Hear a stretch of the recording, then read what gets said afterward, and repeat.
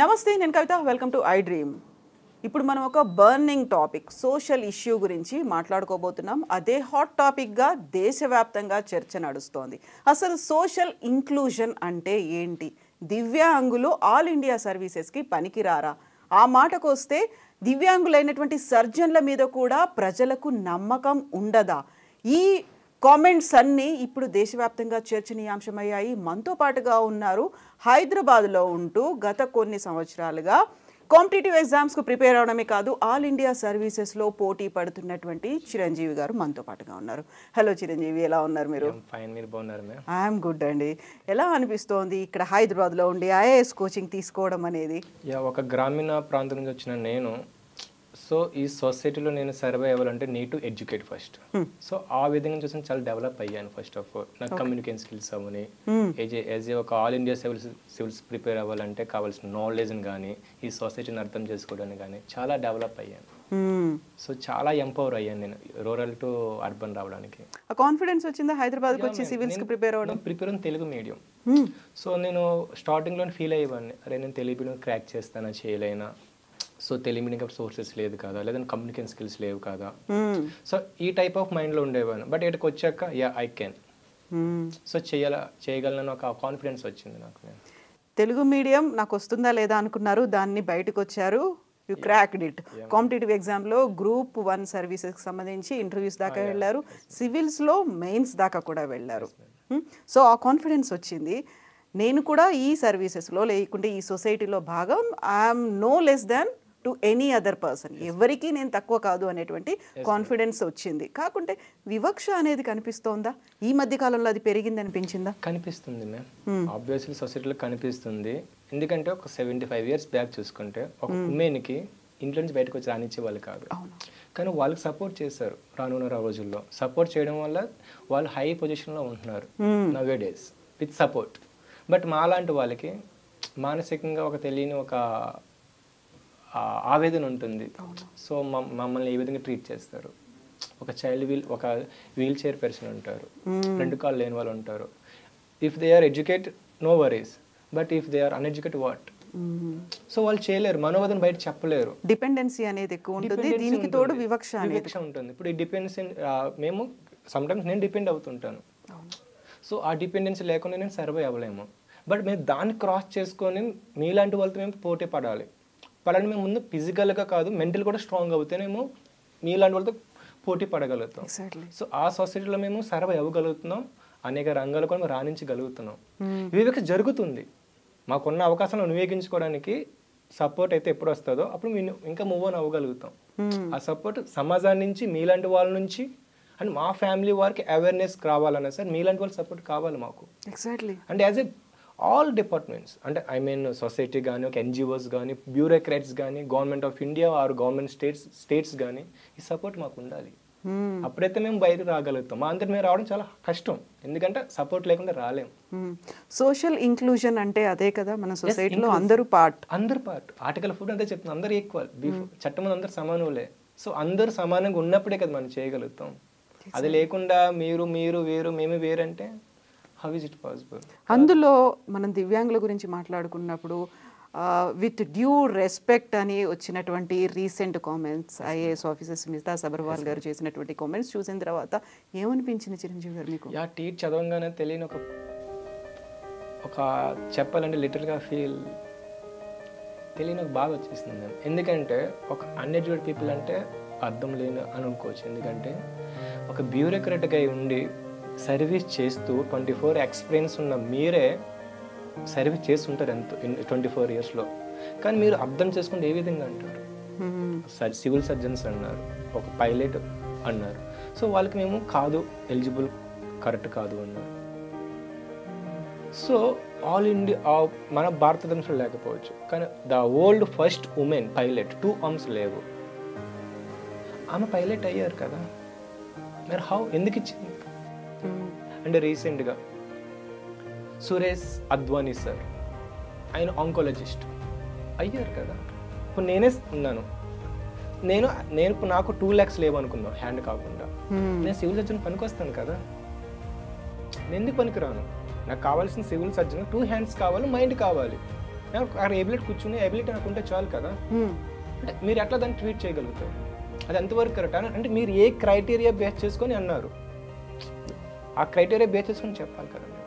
So మీరు ఒక ఆఫీసర్గా ఉండి చేయడం చాలా అది కరెక్ట్ కాదనిపించింది. లిటరల్గా అది 2 days అవుతుంది సరిగ్గా తినకూర ఫుడ్. ఎందుకంటే అది మీరే సపోర్ట్ చేయాలి, మీరే సర్వీస్ చేయాలి. అటువంటిది మీరే డిస్క్రిమినేట్ చేస్తే మేము ఎట్లా సర్వే అవుతాము? ఇప్పుడు మీరే చేస్తే ఓకే, మీరు సపోర్ట్ చేస్తే మిమ్మల్ని చూసి ఓకే ఏం సపోర్ట్ చేస్తుంది కానీ మాకు ఇంకొక ముందు సపోర్ట్ చేస్తారు. ఇప్పుడు సపోర్ట్ చేయమని అడగట్లేదు కూడా, జస్ట్ మమ్మల్ని ఎంకరేజ్ చేయండి, ఎంపవర్ చేస్తే మేము మూవ్ ఆన్ అవుతాం. ఇప్పుడు నేను ఎడ్యుకేటెడ్, నో వరీస్. ఇప్పుడు నేనన్నా ఒక రూరల్ పీపుల్ నుంచి ఎడ్యుకేట్ అయిపోయి ఇంత అలా వచ్చాను, ఉండగలుగుతున్నాను. మరి నాకంటే ఇంకా బ్యాక్వర్డ్ అయి ఉన్నా వాళ్ళ పరిస్థితి ఏంటి? వాళ్ళకి ఎవరు చేస్తారు? వాళ్ళు ఇంకా మనోవేదన చెందుతారు. సో అటువంటి వాళ్ళ పరంగా మీరు ఆలోచన చేయాలి. ఇప్పుడు ఈరోజు యావత్ భారతదేశమే మీ ట్వీట్కి 2.5 కోట్ల మంది దివ్యాంగులు మీరు బాధపడుతున్నారు మీ ట్వీట్ వల్ల. సో అటువంటి వాళ్ళని మీరు ఉద్దేశించి ఎట్లా అనగలుగుతున్నారు మీరు? తను ఒక మాట అన్నారు, దివ్యాంగులైన వాళ్ళకి, డిసేబిలిటీతో ఉన్న వాళ్ళు ఆల్ ఇండియా సర్వీసెస్కి వచ్చినట్టయితే విపరీతంగా తిరగాల్సి ఉంటుంది, ఫీల్డ్ వర్క్, శారీరక శ్రమ లాంటివి చేయాల్సి ఉంటుంది, అవన్నీ చేసేటువంటి స్టామినా ఉండదు వాళ్ళకు. థింక్ ట్యాంక్స్లు గానో లేకుంటే డెస్క్ జాబుకో పరిమితం అవుతే బాగుంటుంది కదా, దానికి వాళ్ళు బెస్ట్ సూటబుల్ అనిపిస్తోంది అనే మాట. ఎగ్జాంపుల్ అరుణిమ సిన్హా, ఆమె ట్రైన్ యాక్సిడెంట్లో 2 కాళ్ళు పోయాయి. సో పోయినప్పుడు ఆమె ఎవరెస్ట్ శిఖరాన్ని అధిరోహించారు. సో 2 కాళ్ళు లేకపోయినప్పుడు ఎవరెస్ట్ శిఖరం అధిరోహించిన ఆమె, అటువంటి వాళ్ళు ఒక ఫీల్డ్ వర్క్ నార్మల్ రోడ్లో నడవలేరా? నడవగలుగుతారు, దే కెన్. ఇప్పుడు నేనే ఎగ్జాంపుల్, నేను నడవలేనా? నేను ఫీల్డ్ వర్క్ చేయలేనా? సపోర్ట్ చూడండి ఫస్ట్ మీరు. నడవగలుగుతుంది, ఎందుకు ఫీల్డ్ వర్క్ చేయలేం? సమ్ పీపుల్స్ కాకపోవచ్చు, కానీ మేము చేస్తాం కదా. మమ్మల్ని సపోర్ట్ చేసి మమ్మల్ని ఎంకరేజ్ చేస్తే మేము చేస్తాము. సరే, సివిల్ సర్వీస్ మేము ఒక ఫీల్డ్ వర్క్ చేయలేమన్నారు, మీరు ఎంతమంది చేస్తారు మా అలాంటి వాళ్ళకి సర్వీస్? మీరు సర్వీస్ చేసి ఉంటారు కదా, అవసరం ఏంటి? అంటే ఐ మీన్ మీరు మాలాంటి వాళ్ళు సర్వీస్ చేసినప్పుడు తెలుస్తుంది. ఈవెన్ పబ్లిక్ సర్వీస్ కమిషన్ మేము ఆ సర్వీస్కి రావాలంటే ప్రిలిమ్స్ క్వాలిఫై అవ్వాలి, మెయిన్స్ క్వాలిఫై అవ్వాలి, ఇంటర్వ్యూ క్వాలిఫై అవ్వాలి. ఇది ఒక 1 year ప్రాసెస్. ఈ 1 year ప్రాసెస్ బ్యాక్ చాలా వర్కౌట్ చేయాలి. ప్రిలిమ్స్ క్వాలిఫై అవుతే మెయిన్స్ దగ్గర, అండ్ మెయిన్స్ కానీ ప్రిలిమ్స్ కానీ 12 to 14 hours ప్రిపేర్ అవ్వాలి మేము. సో మీతో మేము ప్రిపేర్ అవుతున్నాం. సో మీరు ఏ టైం ప్రిపేర్ అవుతుంది అదే టైం ప్రిపేర్ అవుతుంది. మీరు డైలీ 1 day 5 days మెయిన్స్ ఎగ్జామ్కి ఎవ్రీ డే ఒక సెషన్కి 3 hours ఎగ్జామ్ రాయాలి. మీరు కంటిన్యూగా 3 hours రాయగలుగుతారమ్మా? Is it possible? సమ్టైమ్స్ మీకు ఫింగర్స్ పెయిన్ వస్తాయి 3 hours కంటిన్యూగా రాయాలంటే. అటువంటిది మేము ఓవర్కమ్ చేసి టాప్లో ఉంటున్నాం అంటే మాకు అంటే ఫిజికల్ స్టామినా లేదా మా దగ్గర. సరే, మెయిన్స్ క్వాలిఫై అవుతున్నాం. ఇంటర్వ్యూ దేనికోసం? Complete knowledge based. అంటే ఎరా సింగల్ మ్యాన్ టాప్ 1 ర్యాంకర్, మీరు ఆమె బీట్ చేయలేదా? అంటే ఆమె అంత ఫిజికల్గా స్టామినా ఉంటేనే ఆమె ఎంత ముందడుగేసి ఉంటుంది. ఎంతమంది ఐఏఎస్ ఆఫీసర్లు ఉన్నారు నవేడేస్, బ్లైండ్ పీపుల్స్ కానీ. అంటే వాళ్ళు చేయగలుగుతున్నారు కదండి, మీరు చేయకుండా అంత ఫిజికల్ స్టామినా లేకుండా వాళ్ళు ఇది అవుతున్నారా? అంటే ఆల్ ఇండియా సర్వీస్ మేము ఎలిజిబుల్ కాదా? పని చెప్పని కాదంటే మేము వెళ్ళిపోతాం. ఈ చట్టాలు ఎందుకు, ఇవన్నీ ఎందుకు, ఇంకా మాకు రూల్స్ ఎందుకు? లేదంటే మేము పక్క వెళ్ళిపోతాం. ఇంప్లిమెంట్ చేయవలసిన మీరే ఇటువంటి వ్యాఖ్యలు చేయడం వల్ల మాలో ఇంకెక్కడ ఉంటారు? ఎంతవరకు సబబు అది? సో ఇప్పుడు శ్వేతా సబర్వాల్ గారు మాట్లాడిన తర్వాత బాలలత గారు కౌంటర్ ఇచ్చారు. కౌంటర్ ఇచ్చిన తర్వాత ఇప్పుడు మీరు కోచింగ్ తీసుకుంటుంది కదా బాలలత గారి దగ్గర. సో బాలలత గారు కూడా ఫార్మర్ బ్యూరోక్రాట్. తను 2 సార్లు క్రాక్ చేసి 2 సార్లు మంచి ర్యాంక్ తెచ్చుకొని సర్వీసెస్లో ఉండి బయటకు వచ్చిన తర్వాత ఇప్పుడు తను రన్ చేస్తున్నటువంటి ఒక ఇన్స్టిట్యూట్ కూడా కమర్షియల్గా రన్ చేస్తున్నారా? ఎలా ఉంది తన రన్ చేసేటువంటి ఇన్స్టిట్యూట్లో? మీరు ఎలా దానికి కోచింగ్ తీసుకుంటున్నారు? నేను 2018లో మ్యామ్ దగ్గరకు వచ్చింది డైరెక్ట్గా. సో కోచింగ్ జాయిన్ అయినా, సో అయితే ఇక్కడ కోచింగ్ జాయిన్ అయినా మనకు గైడ్ చేస్తున్నారు అప్పటి నుంచి నాకు. సో ఇక్కడ ఎవరైనా సరే ఒక ఇన్స్టిట్యూట్ స్టార్ట్ చేశారంటే మనకంటూ ఒక పర్సనల్ వ్యూ ఉంటుంది. And at the same time ఆమె 2 times ranker Balalatha ma'am. 2 times rank అయితే ఆమె 8 years సర్వీస్ చేసి ఆమె అందులోనే ఆమె ఇంటర్నల్గా ఫీల్ అయ్యారు, నాలాంటి వాళ్ళని తయారు చేయాలి. సో ఈ సొసైటీకి ఐఏఎస్ ఆఫీసర్స్ని ఇవ్వాలి, నేను బయటకు వస్తేనే ఇవ్వగలుగుతాను అని చెప్పి ఆమె బయటకు రిజైన్ చేసి ధైర్యంగా. ఆమె డిజబుల్, దాని సపోర్ట్ లేదు బ్యాక్గ్రౌండ్. అంటే సపోర్ట్ మీన్స్ సో ఆమె ఒక సపోర్ట్ ఉండాలి. సపోర్ట్ లేకుండా అంత పొజిషన్ వదులుకొని రాలేరు కదా మేము.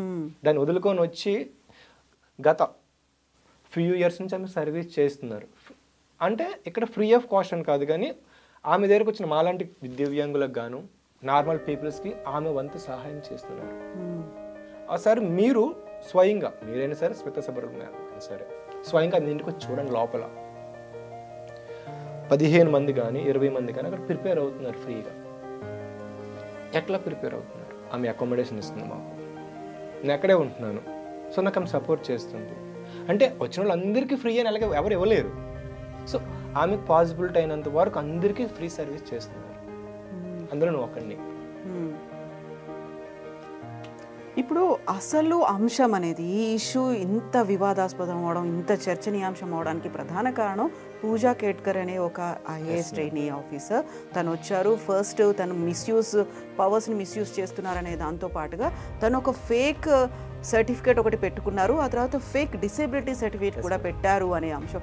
దాని గురించి చర్చ రావట్లేదు. ఒకవేళ ఫేక్ సర్టిఫికేట్లో ఫేక్ క్యాస్ట్ సర్టిఫికేట్లు ఇవన్నీ పెట్టుకొని వచ్చిన తర్వాత అసలైన వాళ్ళకి అర్హులకి ఎఫెక్ట్ పడుతుంది. అలాంటప్పుడు అక్కడ ప్రాపర్గా విజిలెన్స్ అనేది ఉండాలి. ఇవన్నీ పక్కకి వెళ్ళిపోయాయి కదా. అయితే యాజ్ ఏ బ్యూరోక్రాట్గా మీరు ట్వీట్ చేసే ముందు ఆలోచించలేదు నాకు తెలియదు. సో ఆ పూజా కేట్కర్ మేము మా ఏదైతే ఫేక్ డిజబుల్ సర్టిఫికేట్ని యూజ్ చేసుకొని ఆమె ఐఏఎస్ ఆఫీసర్ అయ్యారు. సో మీరు వాళ్ళ మీద కామెంట్ చేయాలి ఏమని, యాజ్ ఎ బ్యూరోక్రాట్గా నువ్వు చేసిన తప్పు, వాళ్ళ సపోర్టు మనం చెయ్యాలి, అంటే మీరు చెయ్యాలి బ్యూరోక్రాట్గా. సో కానీ మీరు తప్పు చేసిన వాళ్ళని వదిలేసి మమ్మల్ని మా మీద కామెంట్ చేయడం ఎంతవరకు కరెక్ట్? ఉన్నటువంటి లూప్ హోల్స్ని అంటే మీరే సరిగ్గా అక్కడ లేనప్పుడు మమ్మల్ని మీద ఎలా డిస్క్రిమినేట్ చేస్తారు? అది చేయవలసిన బాధ్యత మీరే అన్నారు కదా. సో మీరు అన్నప్పుడు మీరు అటువంటి ఎన్నో చేస్తున్నారు, బయటకు పడాలి, ఇంకా పడితే కూడా నాకు తెలిసి. సో అటువంటి వాళ్ళు చేస్తే మీరు ఆ మీద కామెంట్లు చేయకుండా మా మీద ఎంతవరకు చేస్తారు? అంటే హక్కులున్న మేము వినియోగించుకోవడానికి ప్రయత్నిస్తున్నారు, మా మీద కామెంట్లు చేస్తారు, కానీ ఏమీ లేని ఫేక్ సర్టిఫికేట్లు పెట్టిన వాళ్ళ మీద కామెంట్లు చేయలేరా? అంటే మీకు ఎంతవరకు ఇది న్యాయం అనిపిస్తుంది? మేము డిస్కషన్ అంతా పక్కదారి పట్టింది. ఇప్పుడు దాన్ని పక్కదోవ పట్టించినట్టే ఉంది. యావత్ భారతదేశం ఇప్పుడు చూస్తుంది మీ కామెంట్ పైన. మీ చేసిన కామెంట్లు బట్టి డైవర్ట్ అయిపోయింది. దాన్ని ఎందుకు మీరు పాయింట్అవుట్ చేయండి. ఇప్పుడు మీరు దీన్ని పాయింట్అవుట్ చేయండి. పూజా కేట్గా చేసింది రైటా రాంగా మీరు అది పాయింట్అవుట్ చేయండి, దాన్ని ట్వీట్ చేయండి. వాళ్ళు మా హక్కులను ఆమె లాక్కుంటుంది. మాకు రావాల్సిన 4% డిజబుల్ పర్సంటేజ్లో మాకు 1000 పోస్టులు 40 మహా అయితే 35 పోస్టులు ఉంటాయి. అంటే ఐవల్ లాక్కుంటారు అవి. మాకు రావాల్సిన పోస్టులు మీరు లాక్కుంటున్నారు. దాని మీద మీరు ఫైట్ చేయండి మీరు కావాలితే యాజ్ ఎ బ్యూరోక్రాట్గా. కానీ మా కోసం మీరు ఎందుకు అలా చేస్తున్నారు? అటువంటి అనుచిత వ్యాఖ్యలు చేసి మా మనోభావాలు దెబ్బతీసేలా మాట్లాడే అంతవరకు కరెక్ట్ మీకు అనిపిస్తుంది? ఎగ్జాక్ట్లీ. అంటే ఇప్పుడు ఒక కాంపిటేటివ్ స్పిరిట్ అనేది ఉంది. ఎక్కడ we're no way less than to any other persons అని చెప్పుకున్న తర్వాత ఇంక్లూజివ్ సొసైటీ గురించి మనం ఇన్ని మాట్లాడుకుంటున్నప్పుడు అసలు అంశం అంతా పక్కదారిపోయి ఒక బీటింగ్ అరౌండ్ ద బుష్ అన్నట్టుగా వేరే ఇష్యూస్ గురించి మాట్లాడుకోవడం. నిజంగా ఒక జెన్యూన్ పీపుల్ ఉన్నారు, ఎవరైతే కాంపిటేటివ్ స్పిరిట్తో ముందుకు వెళ్దాం అనుకుంటున్నారో వాళ్ళకి అన్యాయం జరుగుతోంది, న్యాయం జరగాలి అనుకుంటే చేయాల్సినటువంటి మార్పులు చేర్పులు ఏమున్నాయి అనేది, ఎలా ఎగ్జిక్యూట్ చేయాలనేది ఇవ్వాల్సిన సజెషన్స్ అనేవి ఉంటాయి. అది కాకుండా మాట్లాడడము అంటే ఇప్పుడు డిఫరెంట్గా ఇప్పుడు ఎవరు బాలలత గారు కౌంటర్ ఇచ్చారు అంటే దానికి ఇంకొక కౌంటర్ ఇవ్వడం, రీకౌంటర్లు ఇవ్వడం, దీంతోనే సరిపోతుంది కదా. అవును. సో ఇప్పుడు మాలాంటి వాళ్ళు ప్రిపేర్ అవుతున్నారు. ఎన్నో హడల్స్ ఉంటాయి, ఎన్నో ఒడిదుడుకులు ఉంటాయి. వాటిని వదులుకొని మేము వాటిని మేము క్రాస్ చేసుకొని ప్రిపేర్ అవుతున్న సమయంలో సో మాకు బాలలత మెంట వాళ్ళు సపోర్ట్ చేస్తున్నారు. అటువంటి వాళ్ళు మీరు ఇంకా ఎంకరేజ్ చేస్తే మాలాంటి వాళ్ళు బయటకు వస్తే సర్వీస్ చేస్తారు. సో ఇప్పుడు ఇటువంటి లూప్ హోల్స్ గవర్నమెంట్ సర్వీస్లో లూప్ హోల్స్ చూడండి. ఎగ్జామ్ రాశారు, దాన్ని కరెక్ట్గానే దాన్ని ఏమంటారు ఇప్పుడు యూపీఎస్సీ ఇంటర్వ్యూ చెక్ చేశారు, ఆమె సర్టిఫికేట్స్ని వెరిఫై చేశారు. ఇంటర్వ్యూ తర్వాత మెడికల్ టెస్ట్ ఉంటుంది యూపీఎస్సీలో, దాన్ని చెక్ చేశారు. అంటే అక్కడ సర్టిఫికేట్లోనే ఉన్న చూసారా లేదంటే ఫిజికల్గా ఆమె ఏం లోపం ఉందని చెక్ చేశారు. చెక్ చేసి డిజేబిలిటీ ఏ పర్సెంటేజ్ లో ఉన్నది అనేది కూడా ఎలా ఐడెంటిఫై చేశారు. అసలు చెక్ చేసిన వాడు బాగున్నాడు, జాబ్ వచ్చిన వాళ్ళు బాగున్నారు, దాన్ని అనుభవిస్తున్న వాళ్ళు బాగున్నారు. కానీ మా పరిస్థితి ఏంటి మేము? ఇప్పుడు ఆ ఇయర్ ఒక పోస్ట్ పోయినట్టే కదా మా వాళ్ళది. మా కేటగిరీలో మా పీపుల్, మా లాంటి డిజబిలిటీ ఒక ఇంటర్వ్యూకి వెళ్ళిన పర్సన్ జాబ్ పోయినట్టే అక్కడ 1:2.5 తీస్తారు.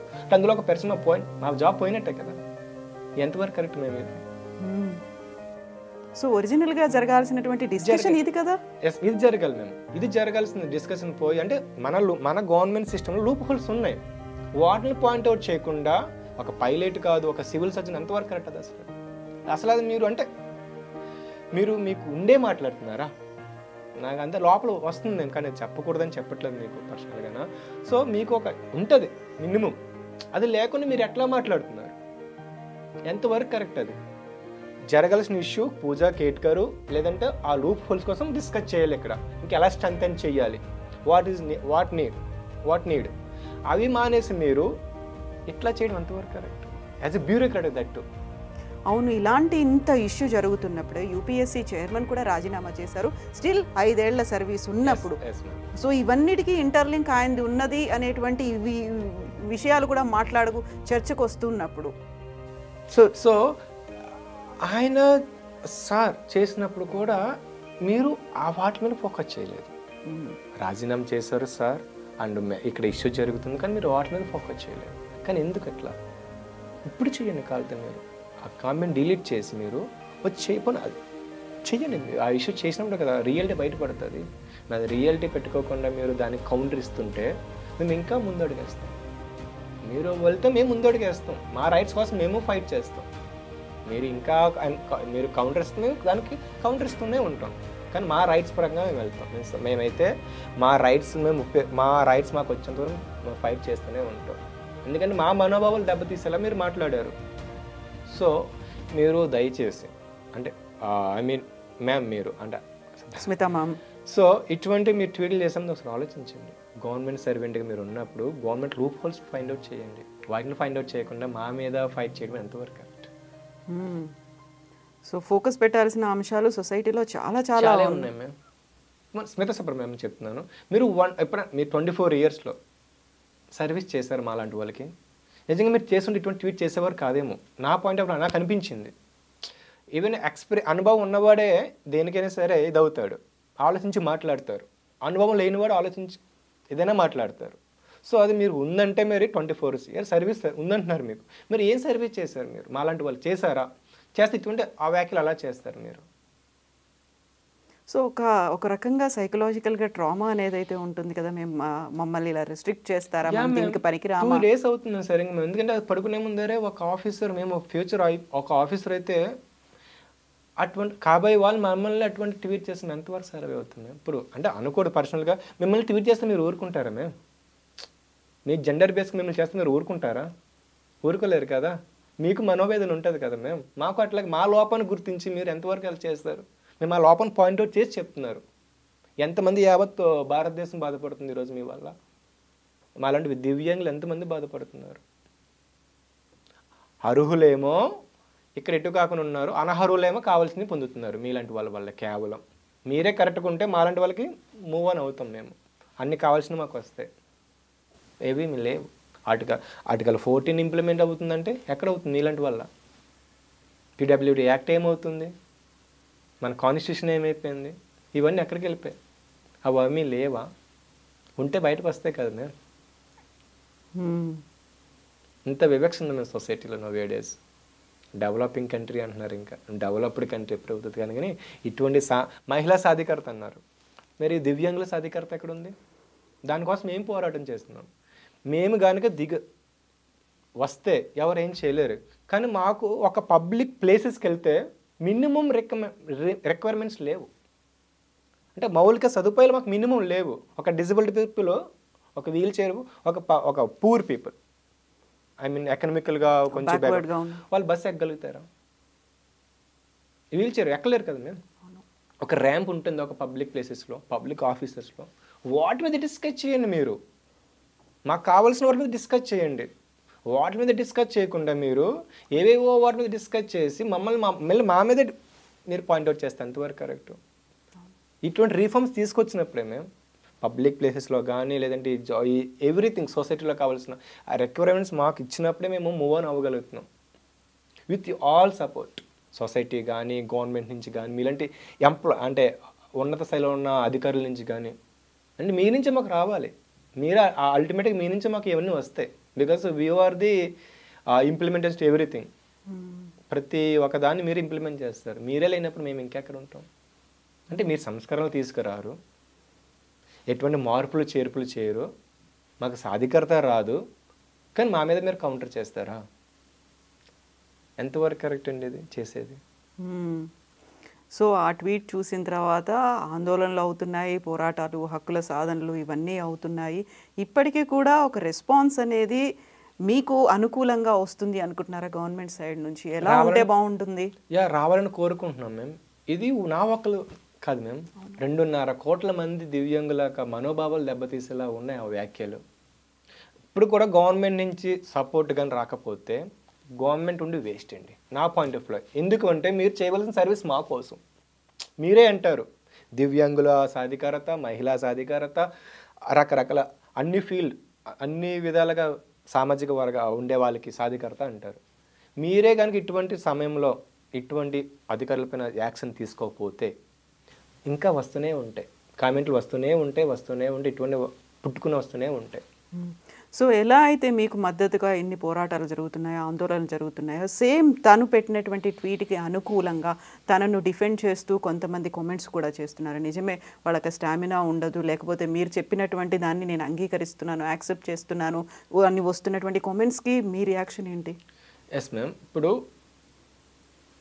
ప్రతి పీపుల్లోని అంటే ఇప్పుడు మీ మహిళలు కానీ, దివ్యాంగులు కానీ, ట్రాన్స్జెండర్స్ కానీ అందరూ అన్ని కొనుక్కునే ఎలిజిబుల్ చేయలేము కొనుక్కొని. ఇప్పుడు మేము ఉన్నాం, నేను ఐపీఎస్కి ఎలిజిబుల్ కాను. ఎందుకు ఎలిజిబుల్ కాను? బికాస్ ఆఫ్ నేను షూటింగ్ చేయలేను, ఐ యాక్సెప్ట్. బట్ నేను మెంటల్గా స్ట్రాంగ్. సో నేను డెస్క్ అడ్మినిస్ట్రేటివ్ చేయగలుగుతాను కదా, అంటే ఒక ఇంటెలిజెన్స్ బ్యూరోలో పని చేయగలుగుతాను కదా. సమ్టైమ్స్ అంటే నేను ఫీల్డ్ వర్క్ కాకుండా కానీ ఇక్కడ చేయగలుగుతాను. సో మీకు సపోర్ట్ చేసే వాళ్ళందరూ ఒకసారి ఆలోచించండి. ఎవరైతే ఆమె మేడం గారి ట్వీట్కి సపోర్ట్ చేస్తున్నారో ఒక్కసారి మీరు డైవర్సిటీఫైగా ఆలోచించండి. అప్పుడు మీకు ఆ ప్రాబ్లమ్స్ అర్థమవుతాయి. ఆమె ఏ విధంగా అసలు ఆమె ట్వీట్ చేసిన అవసరం ఏమిటి అని క్వశ్చన్ చేయండి ఫస్ట్. ఆమె ఏ పర్స్పెక్టివ్లో చేశారు దానికి ఆన్సర్ ఇవ్వమనండి మాకు. దానికి రీకౌంటర్ ఇచ్చి జస్ట్ ఆస్కింగ్ అంటే మేము జస్ట్ ఆస్కింగ్ లాగా మేము మూవ్ ఆన్ అవుతాం. మేము సో ట్రూ చిరంజీవి గారు, మీరు చెప్పింది నిజంగానే 2.5 crores పబ్లిక్ వాయిస్, అది ఇంక్లూజివ్నెస్ అంటే ఏంటి, సొసైటీ అంటే ఏంటి, అందరూ కలిస్తేనే కదా సొసైటీ అనేది. సో మీరు కోరుకున్నట్టుగా మీరు అడిగినటువంటి క్వశ్చన్స్ అన్నిటికీ ఆన్సర్ వస్తుంది, ఒక ప్రాపర్ సొల్యూషన్ వస్తుంది అని we're expecting. Thank you so much. Best wishes to you and don't lose your uh inspiration కావచ్చు, ఆ స్పిరిట్ని కావచ్చు. Just keep going on. Thank you ma'am, thank you. And lastly I request you, nowadays మా voice వినిపించాలంటే మీ social media fourth pillar in democracy system. So మీలాంటి social media వల్ల కేవలం మాలాంటి ప్రాబ్లమ్స్ బయటకు వస్తాయి. సో విత్ యువర్ సపోర్ట్, అంటే మీడియా సపోర్ట్తో మేము మా రైట్స్ మేము ఎంతవరకు వెళ్తాం. మీ సపోర్ట్ మాకు ఉన్నప్పుడు కానీ, ఎందుకంటే మీ సపోర్టే మాకు ఉండాలి, fourth pillar of the democracy కాబట్టి. సో మీ సపోర్ట్ ఉంటే డెఫినెట్లీ మేము you can. Definitely, Chiranjeevi garu. Thank you so much. Best wishes to you, and we will meet once again. Definitely. After you achieve me achievement, we will celebrate your success also. Definitely, ma'am. Thank you so much.